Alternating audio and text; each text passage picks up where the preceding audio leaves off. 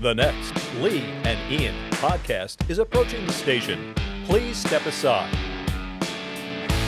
And welcome to the Lee and Ian Show. I'm Lee Navlin. I'm Ian Grodman. The Lee and Ian Show is sponsored by Grodman Law and Mediation. When it comes to divorce, family first. That's Grodman Law and Mediation. And South Orange-based psychotherapist Amy Cox Martins.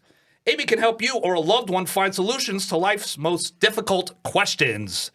Our very special guest is in studio with us. She's South Orange Mayor Sheena Collum. Sheena, how are you? I'm Welcome, fantastic. Sheena. So thrilled to be here with you guys. Sheena, thank you so much. I know you're so busy.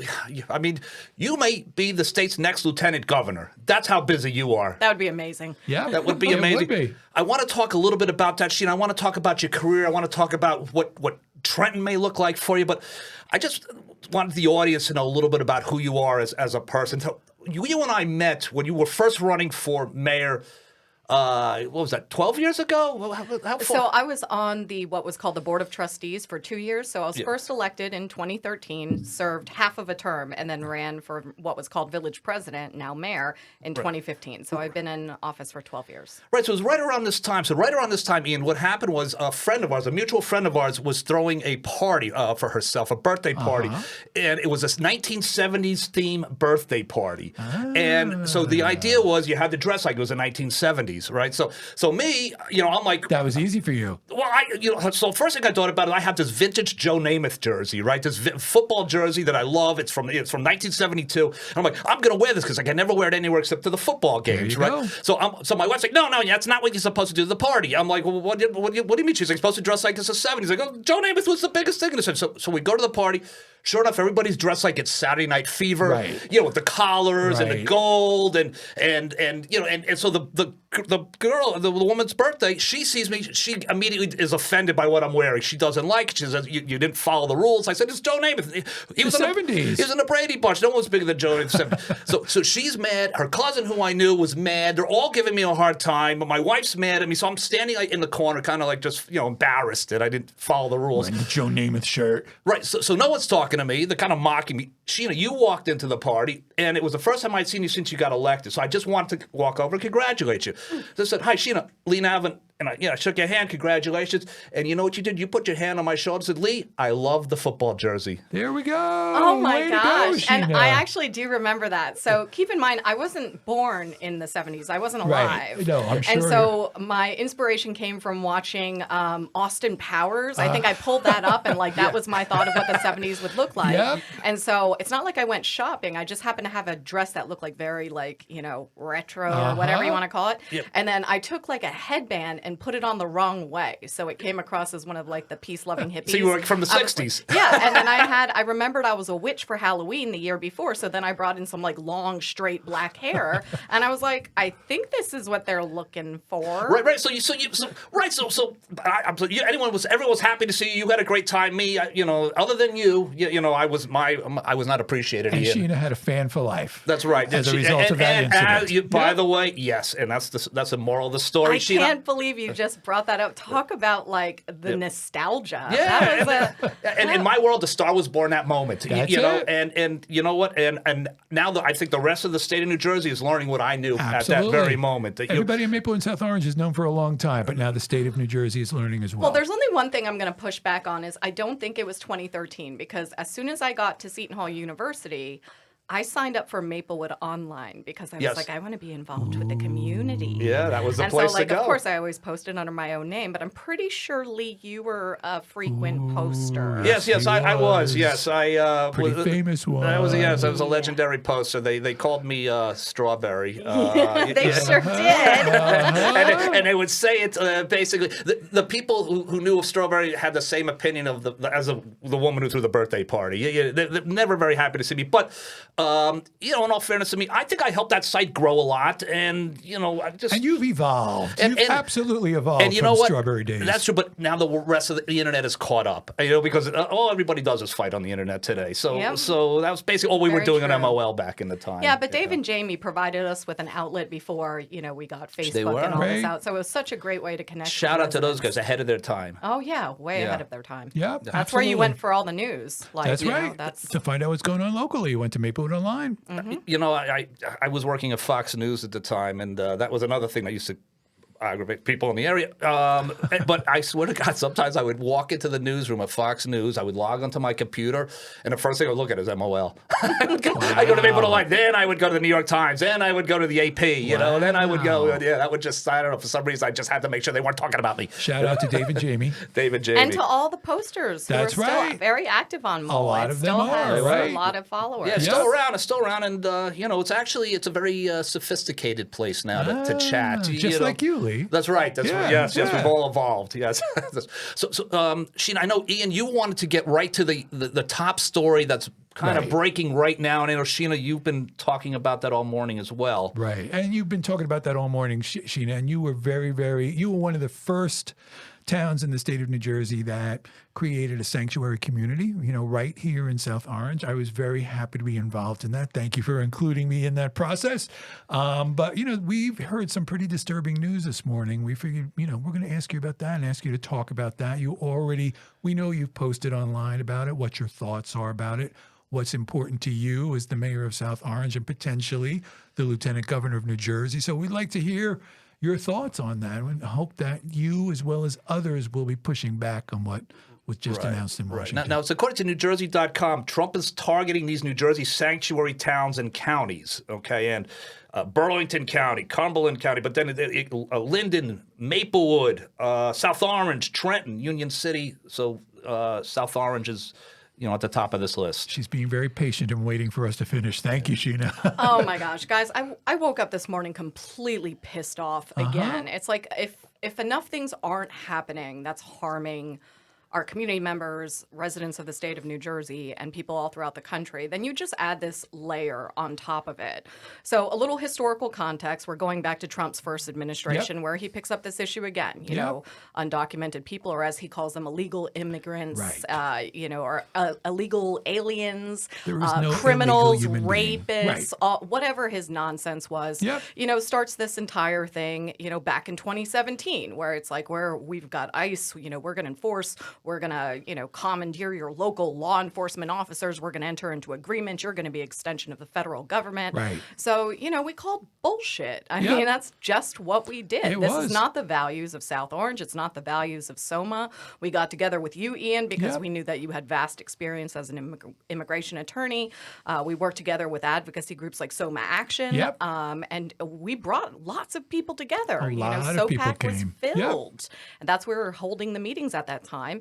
And, what we ended up with, which was really interesting, is what to title it. We had some people who are saying, are you willing to lose federal government money? And maybe we call it something else and not sanctuary. Right. And where I ended up and, where I pushed the board to go is like, be a sanctuary city. Like, who are we saying this for? Ourselves, who are fine, or for, undocumented immigrants who want to know where they are and whether they can be reporting crimes to the police, or whether they're going to get services. So we landed on that. We've had no problems. We went through the training. We put out information to our residents. We made it very clear. So, that was that period of time, and we thought that chapter ended. Lo and behold, it hasn't ended. So, news came out maybe about a week ago about the targets of the 4 largest cities, who are sanctuary cities. I'm like, it's going to come at some point. Somebody's just going to Google it. Somebody knows how to use Google. And so now they came out this morning and said the Trump administration is now targeting everybody who's passed resolutions in the state of New Jersey. And the list isn't huge. I think there's like 15 of us, maybe towns, and then 3 counties. And, I just wanted to set the record straight to our residents right off the bat. Is first of all, like it's already been decided. It's from the Supreme Court, from the U.S. Constitution. The federal government cannot impose its will and commandeer local, resources to enforce federal policy. End of story. Period. That's done. Right. That's all she wrote. And that's what being a sanctuary city means. Yes. Right? And that's the only thing that you're doing. You're not saying murderers come and live here, right? That's the distraction. We're going after criminals. We're trying to find the rapists. That's it. There's plenty of criminals out there. We don't say the caveat, the immigrants, the Asians, we don't preface that. Right. So keep doing your job to go after criminals And absolutely we support that. Of course law enforcement supports that. Yep. Everybody supports that. Yep. That's another one of those look away moments. That's right. And and people need to have their eyes open as to what's happening. We saw what happened with the big, beautiful bill. And it's decimating, you know, lives, real lives, issues that impact people in our community throughout New Jersey. Throughout the state. Yep. Up to 300,000 people, again, right. are about to lose health insurance through Medicaid. That's right. And at the same time, this administration is phenomenal at trying to distract you from Right. what they're actually doing, which is destroying services for working families, That's for people right. we know and love, for our parents, for our children, That's and right. redirecting to, about these criminals and these people, these drug lords and these That's right. rapists in your communities. Like, local law enforcement here would tell you. I mean, it's almost stupid to think about. They're out there, again, protecting our residents, all members of the community, regardless. Absolutely. They rely on people to come forward. And when you're an undocumented immigrant, we want you Absolutely. collaborating with Very local law important. enforcement. Yep. And in terms of we're violating federal policies and all this stuff, Not we're at just all. not going to the dance with you. That's the way right. that I That's said it. It's a we good don't way to ask. put it. Yep. We don't ask people about their immigration status. We don't care. You're getting services from the village. You know, it's just a non-issue. Right. So when I say targeting, I mean, I mean, as ridiculous as it sounds, is this something where the Trump administration will arrest the mayor, will arrest the police chief? I mean, you know, how do you target? I don't even. The mayor of Newark was recently arrested, That's right. That's right. just for Yeah. going to check that the ordinances were being followed in creating a detention facility. Right. Yeah. So, right. Oh, it's crazy. Sheena, changing the subject a little bit. Steve Folup is the mayor of Jersey City. He picked you to be the lieutenant governor. First time in history of this state, a lieutenant governor was chosen before the election actually happened. So you've already made history Yes. in that regard, which I Absolutely. think is an amazing thing. is amazing. Tell us, how did you get to meet Steve a little bit and that relationship? And, you know, You sound just like my mom a little bit. how did you meet Steve? We're all proud of you. We're all I'm not proud sure of if you. the rest of New Jersey feels that way, but my mom certainly He's such a feels handsome that man, way. too. You know? Tell us about, I got to share you some of the things that my mom's sending me on text Yeah, message. She's I'm running sure. covert operations Has she down in met Florida. the mayor? They've met through text. Okay, so, okay, you know, excellent. passing messages back and forth. So we'll get back to that. But Steve, and I heard him come on the show, and he completely got it wrong the first time we met, but I'm sure he forgot This is our me. show. Sheena's talking about, by the way. It is. It was probably around 2015 when I became the mayor in South Orange, and he had been elected the mayor of Jersey City. And Bob Zuckerman, if you recall, Yep. was a former resident of Jersey City, and he had known Steve Folup. So he's like, Sheena, let's take a road trip. We're going to Jersey City. And I can't wait for you to meet the mayor. Yeah. And so, like, at first, to be quite honest, I don't know how much I liked him when I first met him. He's not warm and cuddly. But he's changed a lot over. I mean, that's a long time ago, right? And you know, he's a large city mayor, and I was like, "Oh, I'm here from South Orange. I'm so excited!" right. And from the sticks almost. Yeah, right. And so, you know, that was kind of the first interaction. It was a long meeting or anything. We just talked about a little bit. Housing, economic development, you know, that type of stuff. And Bob just wanted to make the intro. And then we circled back around during the Village Hall issue that was going on in South Orange when we decided to use adaptive reuse and transform the building. And that's another mutual friend. The restaurant owner also, I believe, at some point lived in Jersey City and also knew Mayor Folup. And, you know, he told the story about, like, you know, there's this town that may be looking at adaptive reuse, you know, and that reconnected us. But more importantly, it's not actually knowing Steve, it was following him. Right. Because I'm also the executive director of the American Planning Association in New Jersey. So I love city planning. I love things like housing, infrastructure, you know, transportation and sustainability. And Jersey City has been the leader across the board. I mean, nobody can argue that. They can't. And so we borrowed so many of our policies and initiatives from Jersey City. They had been winning awards all over the country for being best this, best that, best this. And it wasn't the case before Folup arrived. No, not at all. And so when I love when he always jokes, like, we've always been this close to the city because people assume that your location and proximity just makes it, you know, a wonderful destination. A lot of work got put into it because, you know, I became a fangirl along the way of what he was doing there and how we were trying to replicate a lot of those things here in terms of best practices. And I loved watching his first election when it was a complete upset. Like it was, everybody in the state was following That's that. it. Yep. Everybody. As that you had somebody running against the grain, everything working against him, an army of volunteers, and he knows how to campaign. He campaigns hard. So, and then that leads up to when he announced, we had connected again through another mutual friend who's a mayor, and I wanted in on the policy. I was like, we finally have a policy wonk, a nerd, a true nerd who understands implementation and how you take great ideas and you have to get it boots on the ground. And then I became a senior policy advisor on his campaign. We did the release of his housing and economic development policy in South Orange at one of our mixed-use developments. So it was great to see all the press there and, talk about housing not just in cities, but in inner ring suburbs, the way that we're developing around transit. And then, then he totally threw me off with the ask to be the lieutenant governor. So I'll tell you the true story. Yeah, we'd love to hear that story. So that was out of the blue. It wasn't. There was no. Here's the real, honest to God, true story. I'll take you through it. The Lee and Ian show with an exclusive with Mayor Sheena Collum. Right. You heard it here first. So I knew in advance he had said that he was going to be announcing a lieutenant governor running mate early because he thinks it's important for people to know who his partner is going to be, what the administration is going to look like, and what they do and bring to the ticket. So, I really wanted in on the vetting for that. I was like, how cool would it be to help vet who his running mate's going to be? I'm in. So I got a message to come to a diner in Jersey City. I end up going there. The first person I hug is actually a Republican mayor, Jason Salento from Dunellen. He's there sitting at the counter, and Steve's like, who's that? I was like, oh, a really prominent Republican mayor who's amazing. He's like, do you make it a habit of hugging Republican mayors? I was like, oh, yeah, we work together on things that, so You've many of our got to. communities face. Right. We're not debating large scale issues. A lot of it is safety, good schools, like cleaning up our roads, all that. So I sit down with his team, and I'm sitting there. I'm like, okay, can I be part of the vetting type of situation? He's got, I don't know, his normal chicken fingers or something. And he basically just told me I was the short list. And I'm like, who's on the short list? He's like, you are the short list. That's so cool. And so I was so dumbfounded, and then I go through that process of self-doubt. Right away, it's like, I love being the mayor of South Orange. I love this local work. I'm a purist. I'm a pragmatic progressive.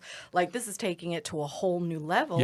And even people like me, I get nervous. Right. I get so nervous. It's hard to imagine that you get nervous. What are you talking about? Like, that's a big job. And so, we agreed to let a little time pass. Let me think about it. Let me go back. And, it was a tough time because Trump had just been elected. I was worried about our municipal budget, potential cuts that were coming forward. So there was already that worry. There was the worry about our vulnerable populations right away out of the gate. Trump starting with his immigrants nonsense and transgender community nonsense. I'm like, we got a lot of work to do. And professionally, I just secured a $1.5 million grant to advance public health outcomes and master plans across the state. So there was a lot. And then the idea of going on the campaign trail was also a lot. Right. But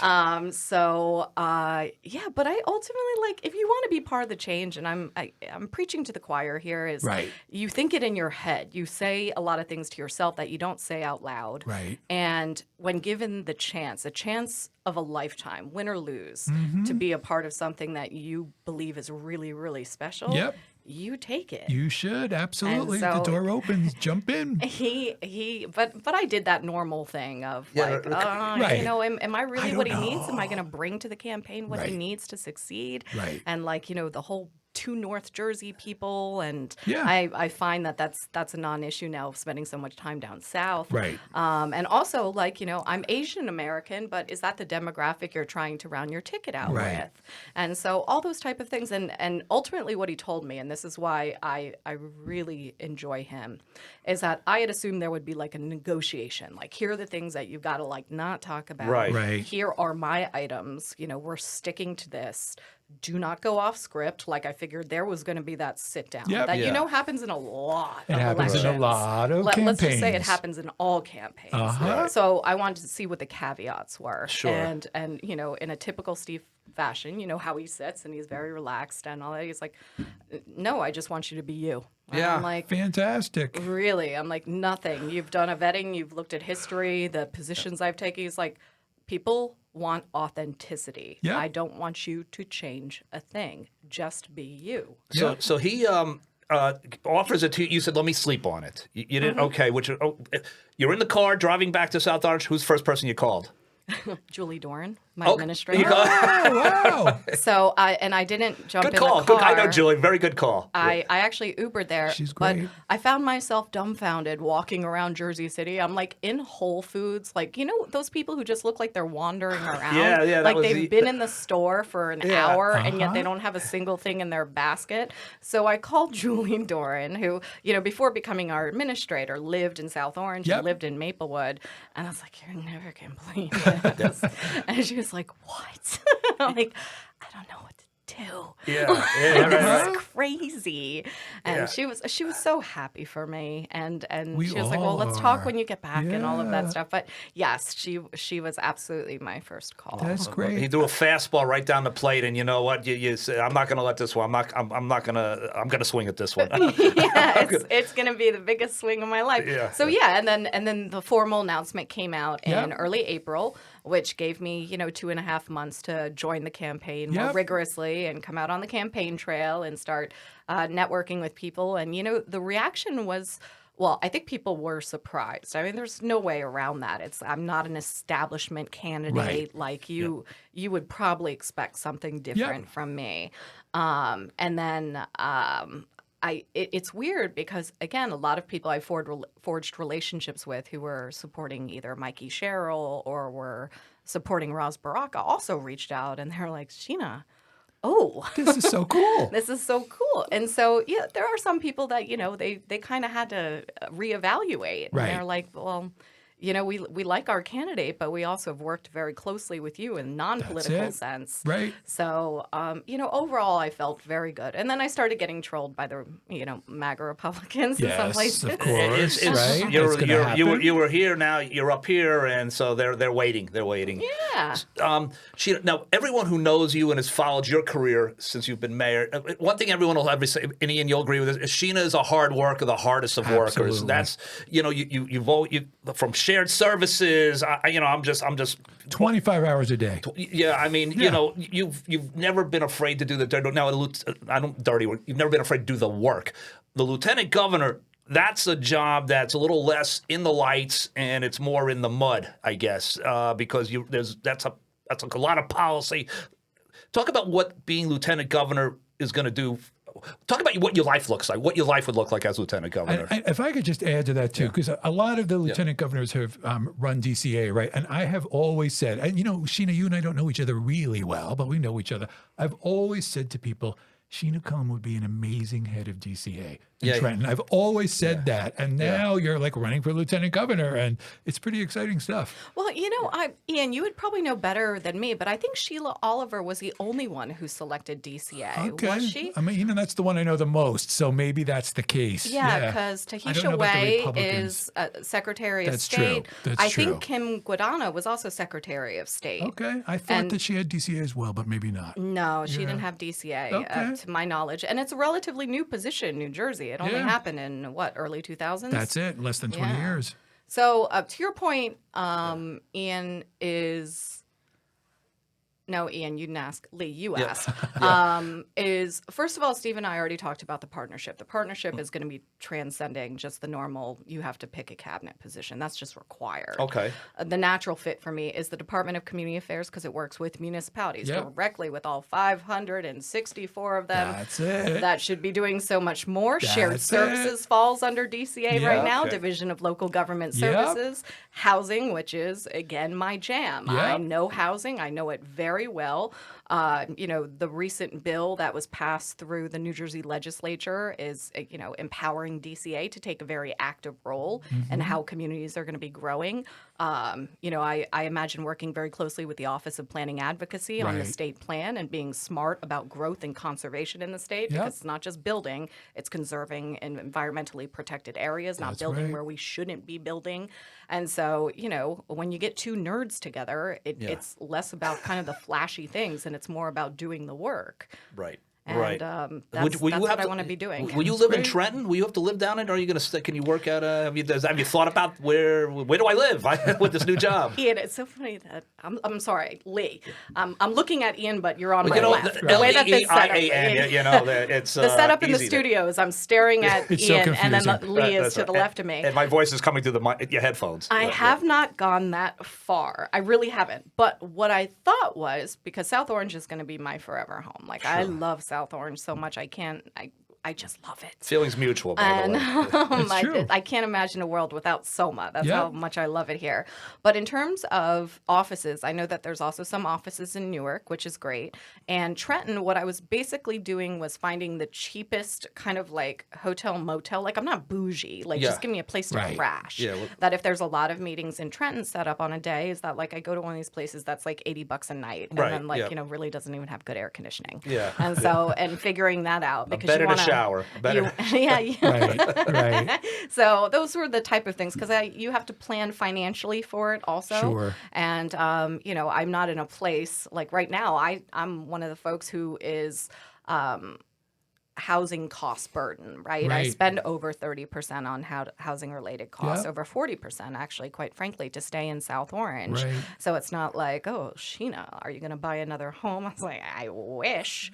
And I don't like the idea of, driving a lot, Right. back and forth and all of that. Yep. So that's the best I've come up with, is I'm staying good. in Soma, and that on particular weeks and all that stuff, a cheap hotel or That's motel it. that's close to. That sounds great. It's a you good know, plan. yeah. Yeah. That's Evolving. Yeah. Right. So you jokingly refer to Folup, Mayor Folup, as a nerd. Yeah. Now, just for the record, he was a U.S. Marine too. So this He is the was. toughest nerd that you're ever going to meet. That's It's right. like Jekyll and Hyde. So Yeah. he's in the Marines. He's an Iron Man. Yeah. If you see some of his commercials, you see I that saw he that can. one with the stairs. The Yep. stairs. When he first ran for mayor, he swam across the Hudson. Yep. And then, I learned from another podcast, because we don't talk about this. He was Yeah. like a Division I soccer player or something like that. Wow. Or Yeah. something along those lines, the things you learn. But the Stephen Folup I know is all about management, execution, budgets, outcomes, policies, testing things. Yep. I saw the way he reshuffled his administration. There is nobody within Jersey City that's a part of the Friends and Family Network. He has not hired anybody. Right. He put his parents and own niece through the volunteer training. Uh-huh. Like, they couldn't just become a part of the campaign. It's He's good. very rigid He's an about setting honorable guy. expectations. And so, yes, there's that one side of him that is very, very, tough. I Yeah. mean, he's a Marine, right? Yeah, I he's a mean, U.S. Marine. Yeah, He told he us signed up. stories about driving through the desert. He in signed Iraq, up after right? 9/11. Yeah. That was his response. That was the rest of us. His response is like, well, let's. I got to defend my country. Well, what's interesting too in this election, you have Bill Spadia, who is also in the Marines, Mm-hmm. and then you have Mikey Sherrill, who served in the Navy, Yep. and then Steve Folup, who served obviously as a Marine as well. And a lot of the feedback that we get from the campaign is like, why isn't Steve playing that up more Right. the same way Right. that other candidates are? And the reality is, he would tell you that's something he did a long time ago. He's proud of his service, but he's Yeah. focusing on what he's done recently Right. and how that impacts New Jersey, and that being a Marine or service to the country doesn't necessarily make you a great gubernatorial candidate. That's right. And Right. so you're not seeing him plastered in camouflage from Right. 20, 25 years ago. Right. And I like that about them. It's a part of his history. He's proud of it, but it is not the driving reason he's asking That's people right. to vote And for to him. your point too, you keep talking about being a nerd, right? He's talking about governing, right? Yes. He's not creating an image like, Yeah. look at me with the American flag flying behind me, right? Like, he's talking about governing and what he's done and what he's going to do, and that's very important. important. Yeah. People want to hear that. I have a mutual friend with Steve who does a lot of business in Jersey City over the years. 20 plus years he's done. And he tells me that Steve's office, because they at times you need to talk to government, always very responsive. The most responsive office. His staff is great. This is the type of thing that, communication. That's what my friend was saying. You're not going to a better communicator than Steve. And Sheena, that's the same thing that people say about you. You're always responsive. Always responds. Every time. If people write something on social media, you might respond. You're not somebody who's going to shy away from that if you feel the information needs to be explained clearly. Talk a little bit about communication, I guess, and just what you and Steve are going to bring to Trenton and what you're going to bring to the state of New Jersey. Well, obviously, his position on Oprah.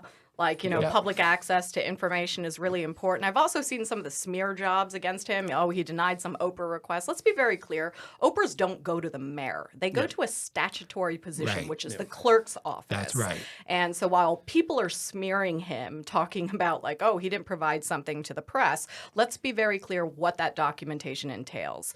It's an expunged record. Mm-hmm. That is what it is. And so to all fair, reasonable people out there, what is the role of government providing over records to the press or any third party about records that are expunged? Yep. So his advice from his appropriate legal counsel to the city said in either instance, we're in trouble here, the city right? would have been in trouble if he provided expunged records. Exactly. Absolutely. You're protecting your employees, but also there's the press component. That's right. And so they're letting it go through the courts. That does not mean he is not transparent or trying to withhold records. Right. There's a lot more nuance to this. And what people don't know also is that the legislature is exempt from Oprah, and so are our Congress people. So the folks that are actually getting, and having to produce records are your local officials, your local board of education. So we know the upside and downside. And I think it's reasonable to believe we need to protect people's personal identifying information. Yes, we do. Personally, I do not believe that commercial entities should have access to our records. You always hear the example of people get a dog and cat license in South Orange and Maplewood. What is the responsibility of the government to turn over all those phone numbers and email addresses for everybody who got a dog or cat license so somebody can try and sell them, toys or Chewy. And I believe we need to have a little bit more nuance on the personal information we share to data brokers and those using information for commercial purposes. Yep, that's great. So you're a Seton Hall graduate, right? Go Pirates. Go Pirates, that's right. I believe you were top of your class. You were summa cum laude, right? So I didn't know that. Yeah, so you were a student leader at Seton Hall. There's no doubt about that. Right? Oh, Lee, I have. let's just be clear about my political career. It's fourth grade hall monitor. Elections every year. I always loved it. I was student body president in Starkville, Mississippi. Even after being, I was born in Flemington, New Jersey. I was a student body president at Seton Hall University, and a lot of the things I focused on were building a town and gown relationship. So I remember that. Yeah. I mean, Steve's not a nerd. I think I'm projecting a little bit. Yeah. I'm a nerd. Yeah. Who arrives ready for college and they're like, where's City Hall? How do we get involved? I created this little group called the Village Liaisons Committee. I remember that. We registered students to vote on campus. That's great. Yes. And great. Do you want one really funny story? Sure. Yeah, we love funny stories. All right, this one's gonna be really good. It involves our former police chief, Jim Shalal. And keep in mind, I'm young. I'm 19 years old, 20 years old. And like any college town, you're going to get complaints from residents about, house parties of students and all this stuff. And I was cracking down on that. I wanted everybody to be responsible citizens. And so in my role in the student senate, I was like, I think that we should create a hotline that residents should call instead of the police. It's a great idea. And we will monitor each other. So, we had people who signed up that we would just contact, whether it was, a de facto sorority or fraternity house, or they had some of their athletics, folks living together, is that we'll show up that night, knock on your door, call you and tell you to knock it off. And so I'm like, we're brilliant. And lo and behold, Jim Shalal had called me into his office and I was like, oh, the police chief wants to meet with me. I'm special. So I go into that meeting and he's like, you remember Jim Shalal? He's like, yes, of he's course. got that Sheena, love all the work that you're doing. It's great. It's great. Yeah. Everything you do. Be really helpful to the police department. And you're waiting for the but. Yeah, Right. and I'm like, thank you, Chief, thank you. And he's like, yeah, but you can't redirect calls from the police department to your little hotline. And I was like, why not? Well, why not? He was like, Right. we appreciate what you guys are trying to do here, and you're building community. That's really great. But and I think we got one of those like phones that you could buy like at the convenience store. Right. And it was like, call our number, we'll be there. And somebody who served in student government with me, who's now police officer, he was super tall. Like, he had that very kind of like serious look about him. Like, because nobody takes me seriously. I'm going to show up in like, my Seton Hall hoodie and be like, shut it down. And so like, I had somebody who looked like an enforcer. And so, yeah, but that was that story there. And That's great. That's a great story. Yeah. I remember you doing that. And so that's how I got to know him and Kyle Kroll Right. and people like Adrian Acevedo, who Yeah. are still Yeah. within the department. Absolutely. It's like they all remember me Yeah. as a kid. And we have long-term employees like Ellen Foy Malgiri, Steve Rother, Right. Yeah. and they're just like, God, we remember Sheena when she was tearing us a new That's one it. at government meetings when like she was 18. That's it. Showing That's up in a great. Seton That's Hall great. sweatshirt, with That's with it. demands, listed Yeah. demands for the. So, South Orange, from when you started now, what are the things you're most proud of? Oh, I love so much. And I can't say I'm most proud. I'm most proud of us, meaning like, every good leader realizes that they got things done because they have amazing colleagues on their governing body, that they have amazing staff that were put in place. We believe in investing in our staff and bringing them up, and also a community that is supportive of what we're trying to achieve. So I think that over the past, 10 years or so, our average property tax increase on the municipal side has been around 3%, a little bit less than 3%.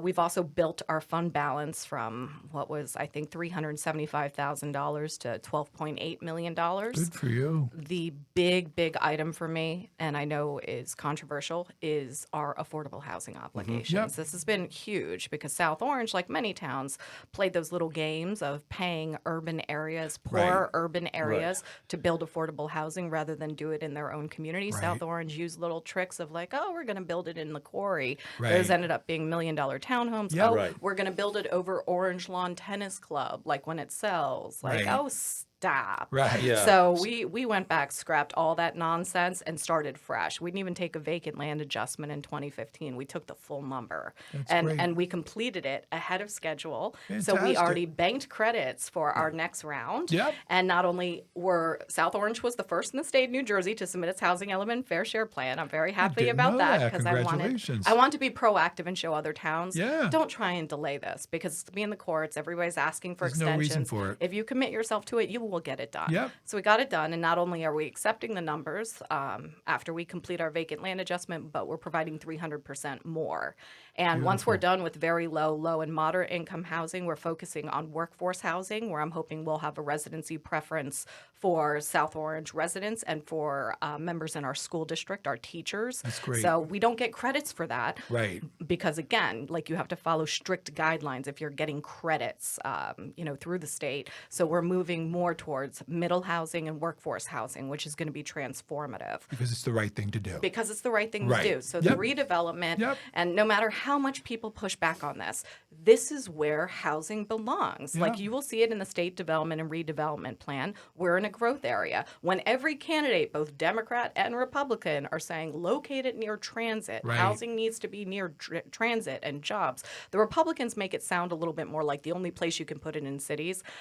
No. Right. That's what they want you to believe right. is only stick it in cities, which Yep. is why we have such high rates of segregation Yep. and that we're the sixth most segregated state, is that suburban communities like South Orange and Maplewood and Milburn Right. and West Orange Right. and Montclair need to up their game. Yep. There is a 200,000 just affordable housing deficit in the state of New Jersey. It's going to continue to grow. And so when you talk about Steve Fulup's record, and I know, people push back and forth, the numbers are so clear. They are clear. You can pull Right. the permits from the Department of Community Affairs.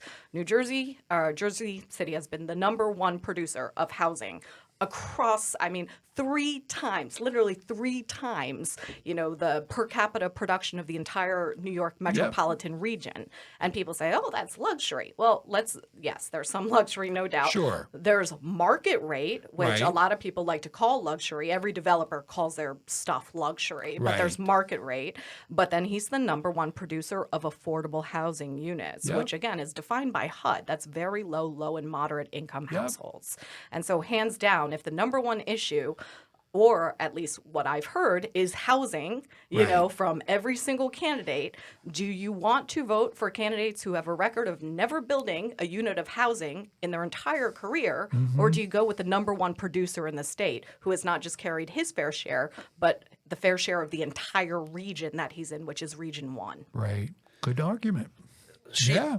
Sheena, I've been doing a podcast for over a year with Ian for 6 months. Yeah. Is it 6 months already? Yeah, Wow. I think so. Yeah. Okay. So we talked back and forth about you coming on the podcast. We never could get it scheduled because you're so busy and whatever it was. But I always joke before you got offered the lieutenant governor position that I would introduce you jokingly as future New Jersey Governor Sheena Collum. That's how I. there we And go. little did I know, I was kind of almost there. I mean, but You owe it all to Lee now, Sheena, right? because Yeah. I do. right, exactly, right. So if a future U.S. President, Sheena Collum. There we go. So I may as well just. We'll So, get, Lee, that's a great point, and I want to be perfectly honest with Yep, you. yep. Somebody like me goes nowhere in politics. If I'm speaking to my younger self, Mm-hmm. it is I would have done it. Well, I wouldn't do it differently, but there's a reality to it. Yep. Is that it's not based on work. It's not debate. It's not based on kind of the energy you put into the job. It's based on who you know. Right. In New Jersey, that has been the system, and that's why I'm with Folup right now. Is to change the system forever. I've never endeared myself to the important people in Democratic politics in New Yeah. Jersey, and that's by choice. It makes Okay. me very uncomfortable. Yep. I think New Jersey overall is very corrupt. I think power is concentrated in the hands of very few. I think that money and jobs is a way to continue to get loyalty from people. I think there are a lot of conflicts of interest and a lot of people who are elected to public service and have to serve numerous masters. And we even saw it with the county line, is that every progressive Democrat or just Democrat or any normal human being would probably say, this doesn't seem right. If you're all the way down, running as a district leader in, South Orange, how are you appearing under Barack Obama and an entire line A, and somebody who might have equally as good ideas and is Yeah. ready to work is practically on the next page. Line You wouldn't D. even know, Right, yeah. how corrupt that was. And maybe it goes too far to call it corrupt, but I would say it's not good government. Nobody would agree that that's good government, and New Jersey allowed it to persist, and Democrats included. And so if you want to open up elections and if you really want competition, I think we're going to have the highest turnout in primaries the state has ever seen. And I attribute that not just to having, so many candidates for governor, Right. but I attribute it to the number of down ballot candidates that are engaging in good debates, that are spending money, and, down ballot on Fulup, including our one and only Garnett Hall. That's right. Is that, this excitement also comes from that there's 40 candidates running from Fulup. And if you heard my first story, there was no sign on the dotted line. Here's the loyalty statement. Yep. He's got, a Jewish Orthodox woman in North Jersey. He has a Muslim woman in Central Jersey. He has the youngest LGBTQ candidate in the state history all the way down in Cape May County. Right. He has an advocate for disability rights who actually has cerebral palsy Wow. running for the first time. Like if you actually go and see the caliber of candidates who are just passionate about their communities and they were given a chance, because otherwise you'd get decimated raising money, and he's sharing resources with them to give them a chance. And so I'm excited about this. This is not a knock on incumbents. It's not a knock on saying you don't deserve your job again. Right. Maybe you do. Right. But at least give people a Right. fair Sure. chance to run. Yep. Well, as Steve demonstrated in Jersey, and you in South Orange too, you were an outsider. Not many people knew who you were when you ran and became mayor. Oh, I wouldn't be the mayor if we had the county line system. Yeah, so that's the farthest thing, and it's different. Maplewood's made a lot of reforms through the work that Ian and Garnett and Vic and the whole team over there made Maplewood a leader, but also the a great target. Nancy Adams. I just want to add, Of course, Nancy. She'll get mad at me if I don't. But, no, you guys had to work through reforms where South Right. Orange was never subject to them. Right. So even though It's true, you had the nonpartisan elections. we have the right. nonpartisan elections, so Right. there was no ring kissing of who do I need to know in Right. order to endear myself in order to run. Yep. So every election cycle, you'll get a lot of people who run for office because they know they've got a fair chance. That's great. That's a good point. Yep. So we just have just a few minutes left. I know you're very busy today. You got a lot going on. One of the things that is very near and dear to you, you're a steadfast advocate for women in leadership. We Yes. talked about Garnet Hall. Okay, she's running for assembly. She needs your vote. She's a wonderful person for Yes, Selma. absolutely. Please, Maplewood South Orange, come out and vote for her. But so many other women. Nancy Adams is a mayor of Maplewood since you've become mayor of South Orange. Jen Greenberg is with the is South Orange councilman. Summer Jones, councilperson. So many other. I think you've opened the door for women to say, "Hey, you can do this too." You want? I love boss ladies. Are you kidding me? So when I first got on the board, there was only one woman on the governing body. And then I intentionally worked to bring more women in. It has to be intentional. It just doesn't happen by accident. Yeah. So we got to the point where not were women just present, but they dominated, in South Orange. Yeah. And that's, again, just giving somebody opportunity. So we ended up with, I was the first woman mayor, but then we had 4 members of the governing body who were women and 2 who were men. And they would tell you it's great working with the women. Yeah, We've had our absolutely. first administrator who's a woman. Julie Dorn is absolutely killing it. amazing. She's amazing. Yep, she is. And so it's not about locking men out, but for the first 150 years, it was like it was nothing but white men. So That's it. if we were going to take averages and do a little balance here, I'm pretty sure it'll all work out that we've got a lot of strong women who are running for office, and That's I it. got sucked into that world of. And you helped to lead it, so we appreciate that. We have 3 women on the Township Committee of Maplewood now, That's too, right. which is a majority Right. of the Township Both Committee towns. members Well, of that's what Maplewood we the say last during 2 Women's terms. History Month. Right. I work with Nancy. She does a beautiful job with that proclamation That's reading right. and stuff.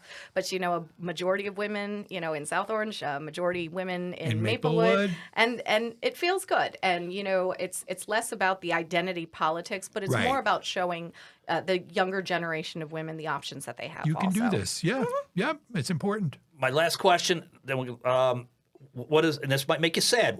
What does the future of South Orange look without you? I mean, have you thought? How does it work?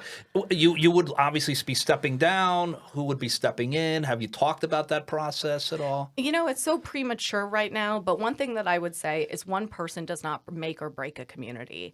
South Orange has a long record now of really good community volunteers, of super dedicated staff who are behind the scenes, who understand the values of our residents.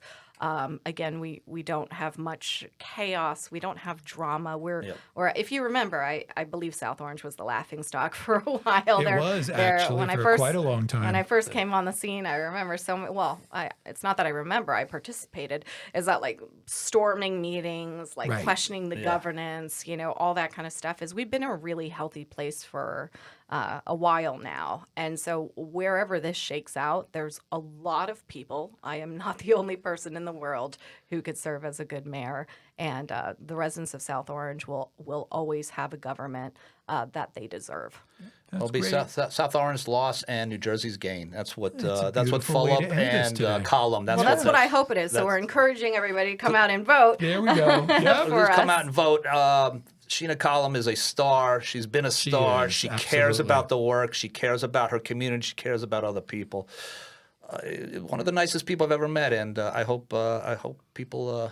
We're very fortunate. I hope that people you're learn that stepping up to today. do I hope this. people who are unfamiliar with you learn that today, Sheena. So, Ian, I guess I think that's it, right? She's All right, got well, like you someplace else she's got to be, right? You got my, yep, I'm going to West Orange. I'm visiting a senior center over there. Excellent. And so we're ready in the final 11 days now. We got That's it. canvassing. 11 days to go. We've got, Steve's now approaching, I think I told you, it's between 130, 140 like meet and greets so far. That's so great. everybody is working overtime. And we're within the margin of error. I mean, to be Very clear, good. is that, of course, there's the front runner Right. out there, but we are tailing and in the margin of error right Good now. for So it's you. going to all come down to the final 11 Yep. days. And Yeah. by the way, for you deadheads out there, Steve, I just found out after we interviewed him as a deadhead. So first concert he went to was You a just Grateful had to Dead add that. concert. I just Right, needed to right. add that Yeah. because There's that's 50 more votes. That's right. Yeah, That's yeah. right. No, I'm fit.